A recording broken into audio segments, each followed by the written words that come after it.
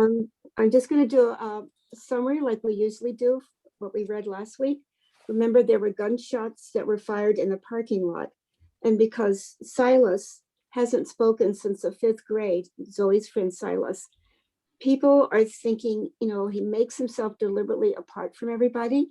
He's strange. And so they are accusing him in their minds. The whole seventh grade believes Silas is the one who shot the gun. Okay.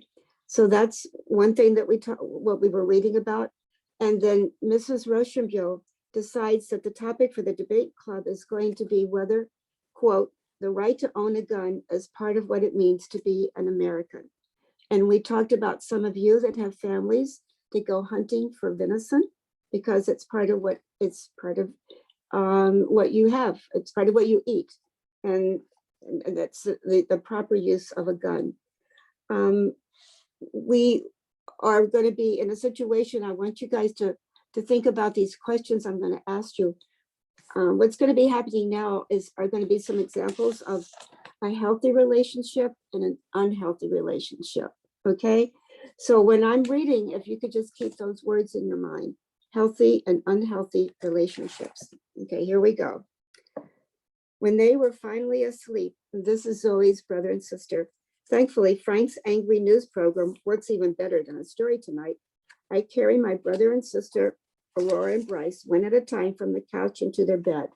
I stare at their faces next to each other on the pillow, so quiet and so peaceful, before any of Bryce's nightmares have had time to grab hold.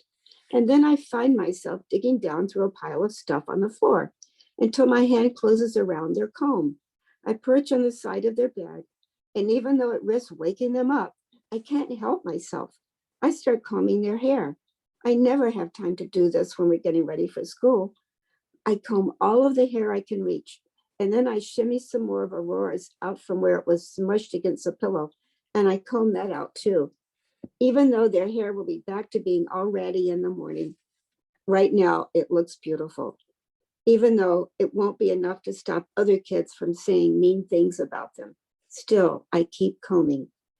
When I finally head back to the main room, Lenny's father, Frank, has fallen asleep. I turn off the TV, and as soon as the sound cuts out, I hear something else, voices through the wall. It's my mom and her boyfriend, Lenny, arguing again. They've been in together there since dinner. A moment later, I'm climbing back up into the wash machine and putting my unblinking octopus eye against the hole. Lenny is pacing back and forth again. You're the one who's got to answer for all of this. What was I supposed to think when I got to the car to drive to work? And it's almost on empty. How far can you drive in 2 hours between my jobs? My mom is crying. I had to go to the pharmacy and then to the grocery store. And then there were problems with our EBT card, and I had to hurry back home to get some paperwork so it would go through. And I didn't think to look at the gas tank because I just thought it was real important to buy ground beef. Yeah, you didn't think, did you? You never do. And now we're out $270 a week because of you. Wait, $270 a week? Did Lenny lose his job? My mom is shaking her head. I don't see how gas has anything to do with. I just had to drive to work on fumes. That's the reason. My girlfriend couldn't even do a simple thing like not use up all the gas in the car. And I'm somehow supposed to stay calm after that. When I've got a patient yelling at me, the trash smells. Who wants that? My mom swallows. But you didn't have to get so upset. You know you can't yell at a patient like that because then, what? Is little Miss Clueless going to tell me what I should have said instead? I cringe as I watch my mom, little Miss Clueless, shake her head as she turns to face the wall. Her mouth is stretched out like it's all she can do to hold back a mountain of crying. Little Miss Clueless. And then I realized something. Lenny is saying that on purpose. He knows what he's doing. He's discrediting his opponent, just like Miss Rochambeau told us not to do in the debate club. Cry me a river. Why don't you? He sneers. You just want to manipulate this whole thing so it looks like it wasn't your fault. Well, sorry. A million tears don't change anything. They don't change reality. Whose reality, Lenny? Who are you talking about? What are we going to do? My mom mutters to the wall. I was just about to start saving up for the down payment on a new washing machine, but you should have thought of that when you used up all the gas in the car. Well, I just thought, what? What did you think? I just thought you said I should get more ground beef. Oh, how dare you try to turn this around on me, snaps Lenny. When did I say that you should use up all the gas in the car just to buy stupid ground beef? My mom turns away from the wall to look at Lenny, like maybe he's kidding, like maybe she's not going crazy. She opens her mouth, but then she closes it again. Because what's the point? She's little Miss Clueless. I press my hand against my octopus tattoo. No, she isn't. Chapter 18. The next morning, it's not snowing exactly, more like icing, and the wind is squeezing between the tightly packed trailers. Up ahead, I see Silas coming down his trailer steps. He has his hat pulled down low, mute mode style, and slowly plies forward, a death march to the bus stop. If he were the shooter, the school or the police haven't been able to prove it yet, because he wouldn't be walking to the bus stop at all. He'd already be on his way to juvie. But that hardly matters, because the judgment's already been handed down. Most of the seventh graders already decided he's so different from them, they can imagine him trying to kill someone. And why not lump in the rest of us dumb as rocks monsters? Clearly, we're not fit to breathe the same air as them. And what if they're right? After school, Matt and Lydia are already in their seats when I get to the library. This time, in the empty space in the middle of the library, there are two low music stands facing each other. So today, Mrs. Rushenbo starts off, you'll just have 10 minutes in your table groups to prepare your arguments, and then we'll get to our first mock debate. She walks over to the music stands. These are our podiums, but no pressure. You don't have to sing. She made a joke, but she's the kind of person who doesn't even crack a smile, so it's not that obvious. Kyla raises her hand. Mrs. Rushenbo, are we just supposed to talk about regular people killing people? Or are we going to talk about the times when cops kill people, like Black people, specifically? I look at her. Really? Cops don't kill people, do they? Life is hard enough as it is. Mrs. Rushenbo raises her eyebrows, but it isn't the raised eyebrow of disappointment. It's like a raised eyebrow of very impressed. That's a very good question, and you can most definitely bring it up in your debate. She pauses and looks at the rest of us. Maybe we should even have our next debate topic focused entirely on that. There are plenty of examples to discuss. So wait, that's true? Cops have really killed Black people? How can that be a thing that has plenty of examples? Okay, Mrs. Rushenbo is saying, I'm going to tell who our first debate participants will be, but I'm not going to tell you which side they'll be presenting yet. Lucas, over at the 8th grade boys' table, one of them leaps out of his chair with a yes and does a little dance like he just scored a touchdown. And Mrs. Rushenbo eyes our table. Zoe. Lydia glares up at Mrs. Rushenbo. Seriously, she mutters under her breath. Matt crosses his arms. Oh, that is so not fair. And he turns to me. I mean, no offense. I don't say anything. Mostly I'm trying to melt into the floor. Well, at least it'll be easy for you if you get assigned the pro-gun side, right? Lydia says with a smirk. Here, I copied down a bunch of the ridiculous talking points from the NRA website last night at home. You can copy them into your notebook unless you already have them memorized. She shoves her notebook towards me. And the page before is the reason why guns are evil. I'll copy those points down too, just so you're ready. And so you can try to fit them into your brain, she adds under her breath. I force myself to take her notebook and skim the bullet points she's written out. The only thing that stops a bad guy with a gun is a good guy with a gun. Protection against a tyrannical government. All the lines that I can hear Frank saying word for word. I try to keep reading, but I can't. It's not just having to stand up and talk in front of people. It's having to say words that people are already sure you believe when you're not sure at all. Because since when does life, liberty, and the pursuit of happiness means prepare yourself for a shootout? I flip to the page before it, to what Matt and Lydia both think, evil killing machines. I don't think that either. Is a fishing rod evil because it catches somebody's dinner? No, it's a tool, just the way a gun is, just the way a chainsaw is. Just don't give it to the wrong person.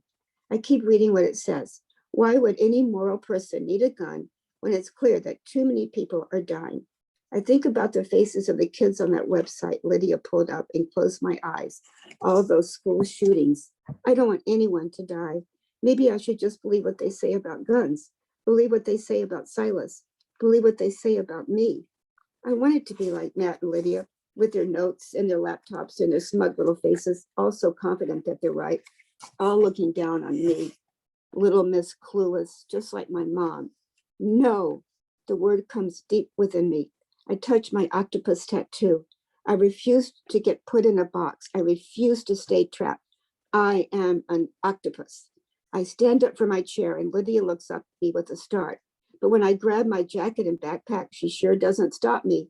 And I walk out. Zoe, Mrs. Rushview calls after me, but I don't stop. And when I get out the door and around the corner, I run. I run down the hall and out the double doors by the office. I don't stop running until I reach the far side of the parking lot. I drop my jacket and backpack down to the snow. Where am I even going? I glance back at the door. No one has followed me out. Was that standing up for myself or just running away? The wind whips around me. This is where I need Mrs. Rushview to drive me across town. But the only thing I know for sure is that there's no way I'm crawling back, groveling to ask for a measly ride. I pick up my coat, pull it on, and then I swing my backpack over my shoulder and shove my hands into my pockets. I'll walk. I get home with 20 minutes to spare, but my feet feel like toeless blocks of ice. All I want to do is curl up on the couch and watch that Angry Guy news program with Frank, except he isn't there. And then I remember it's a monthly bingo tournament at the senior center. I look around at the perfectly aligned end tables and the alphabetized collection of DVDs, but instead of feeling good, all I feel is Lenny and those words he said to my mom, little Miss Clueless, like a giant foot on top of both of us. Who cares if his feet are clean and his toenails are clipped just so? Who cares if his movies are in alphabetized order? Who cares if his undershirt drawer is perfectly organized? I push into Lenny's bedroom without even taking my coat off, and I pull open that stupid undershirt drawer. And before I even know what I'm doing, all of my tentacles are grabbing at the shirts, pulling them out of their perfectly folded squares, yanking them out and flinging them around the room, the perfectly organized room, where he tells my mom and convinces her that she is worthless. I fall back into the bed amid the scattered undershirts and squeeze my eyes shut. My mom was right, of course. Nothing is going to change.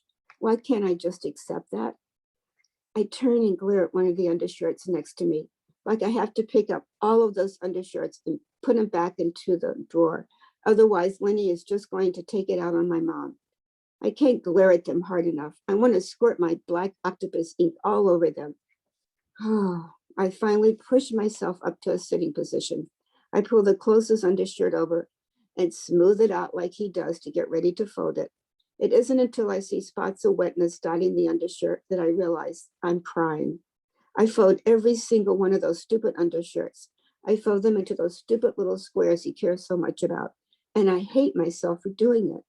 I turn back to the open drawer. That's when I see it. In the far back corner, tucked under the only remaining undershirt, is a piece of paper. As soon as I've got it partway open, I know exactly what it is. It's the form for the power company, the one my mom spent a whole day filling out, the one that Lenny swore he turned in. But why would he turn it in? When not turning in would be such a good reminder for my mom of her incompetence. My hand is shaking as I fold it up and stuff it in my back pocket. But this time, it's a good kind of shaking, because when I watch my mom argue with Lenny, it's like watching her try to grab hold of a blob of grape jelly. No matter where she tries to grab it, it squishes out around her fingers. But this piece of paper, this is the evidence that supports her position, just like I was told in debate class. The blob of jelly has become a solid Jell-O popsicle. Not only can you pick it up, you can wave it around. And that's what I intend to do. Chapter 19. When I get to the pizza pit, Connor is sitting in a booth with one of the regulars and has Hector on his lap. My mom comes out of the kitchen when she hears the bell on the door jingle. She reaches for the menus like she's ready to seat me before she realizes it's me. Oh, she glances back at Connor. I thought today was one of your get home late days. It was, I say, but I'm here now. I need to talk to you. What's wrong? I was thinking we could go somewhere private, I say. Maybe the bathroom? My mom glares at me because clearly I've done something horrible to warrant having to hide in the bathroom to talk about it. She drops the menus back into the hostess stand. You've only got 3 minutes. I know.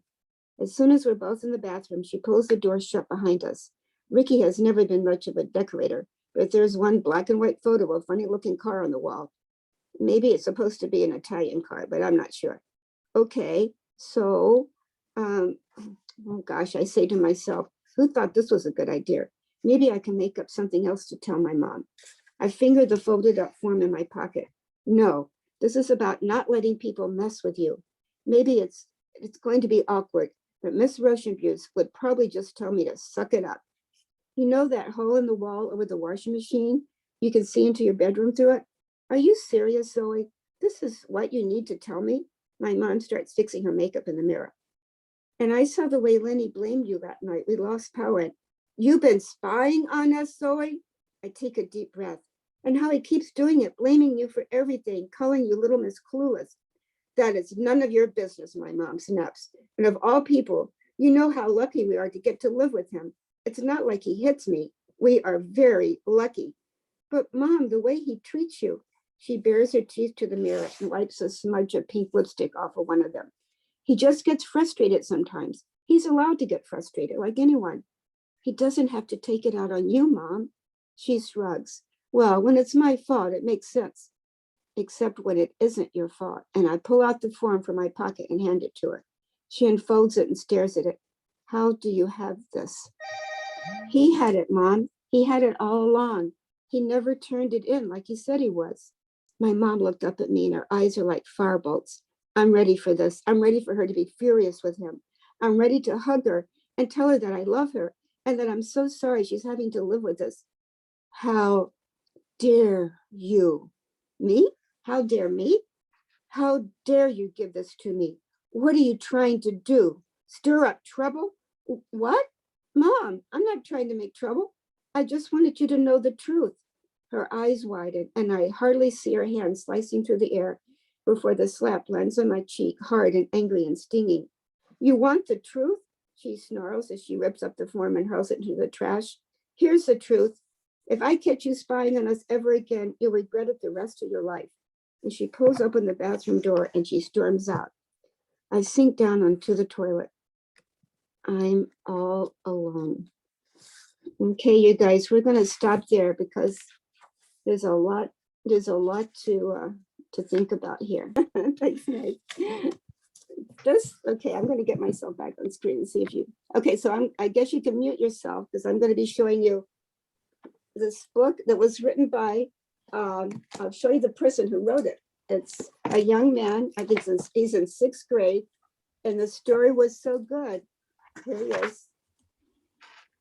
That the publishers said that they were going to publish his story in just in a book form, just pretty cool. His name is Matthew Lambert. Okay, and it's called Joey's Birthday Wish. All right, let's see. And we open it up, and there's a bunch of presents. Whoa, just like a proper birthday. Okay. And if wishes were horses, beggars would ride. Mrs. Parker sighed. Uh-oh, did I miss a point? No, I didn't. This was the first page. As Joey wished for the 3rd time that morning for a new video game. What? Joey asked. What does that mean? Joey asked again. Well, don't you think about it a while and see if you can figure out. Okay, Mom. Joey calls over his shoulder. Okay, so what's happening is Joey's having a birthday and he wants a really expensive game for his birthday present. And his mom says, well, if wishes were horses, beggars were ride. And Joey can't figure out what his mom is trying to tell him. So he goes up to a special place on top of the hill.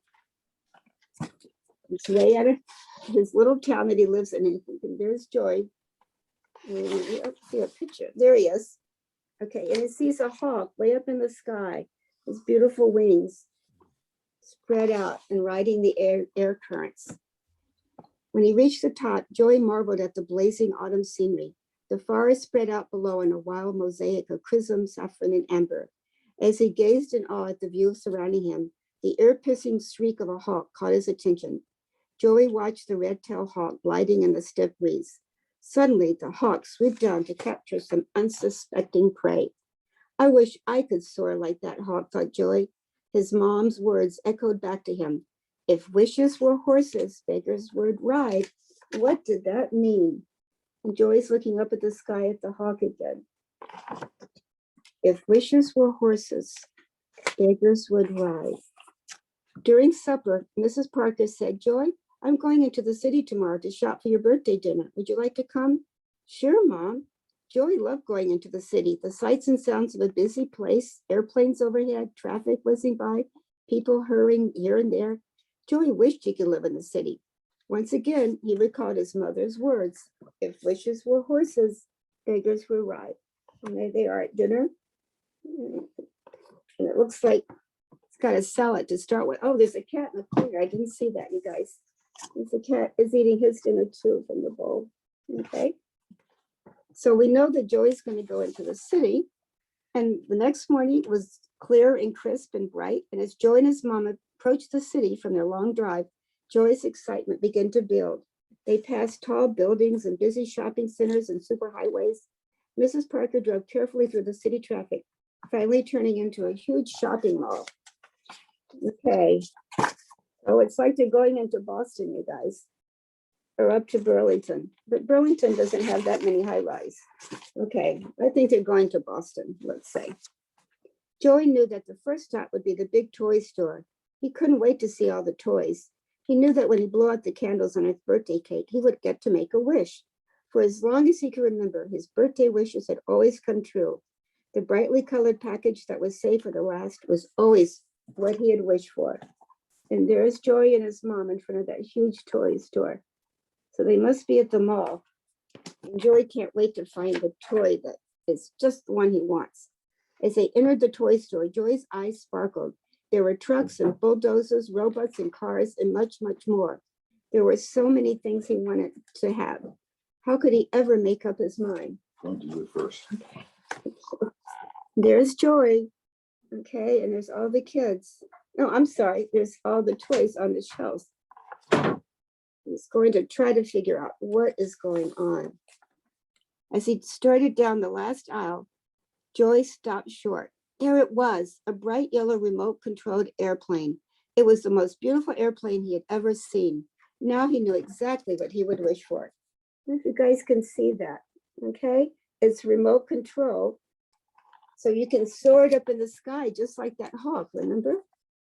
When they completed their shopping and began the journey home, Joy couldn't stop thinking about the yellow airplane. Oh no, exclaimed Mrs. Parker, we've taken a wrong turn. Joy looked out the window. The tall buildings were still there, but they looked different somehow. Instead of the great shopping malls, small cluttered shops lined the street. Okay. Mrs. Parker drove around the block to head back to the right direction. In a parking lot, there was an old van. A little girl was playing with a ragged doll. A man was standing nearby, holding a sign that said, homeless, will work for food.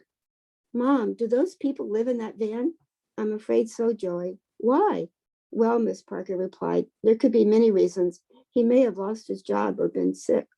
Joey was silent for the rest of the trip home. He couldn't stop thinking about the homeless people. He heard about them, but he had never seen any. And there's the father holding a sign saying that he's going to work for food. And there's a little girl with her doll. She's sitting like on the concrete next to a building.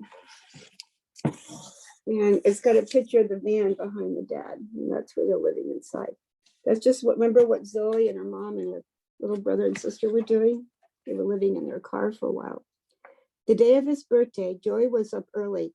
His mom was busy in the kitchen getting ready for the grandparents, aunts, uncles, and cousins who'd come later that day. Joey kept thinking about his birthday wish. This time he would cross his fingers as he blew out the candles. And there's his mom, and there's the cat. Did you see the cat on the floor? Okay. And there's mom with a bowl, maybe a cake mix. And there's Joey. And you think he's thinking about that yellow airplane? Maybe. After the birthday dinner of all Joey's favorite foods, the lights were dim, and Joey's mom came out of the kitchen with the birthday cake, candles flickering brightly. Everyone saying, happy birthday. Oh, that's a perfect birthday cake. All the candles are lit and there's his family around him. Okay. Joey leaned over to blow out the candles. As he took a deep breath, he thought again of the homeless family he had seen. Suddenly, Joey understood the meaning of the quote, "If wishes were true, beggars would ride." He thought of the wonderful dinner he had just eaten, the presents waiting to be opened, his cozy room and soft warm bed. He had never been hungry and never been without a place to live in his whole life.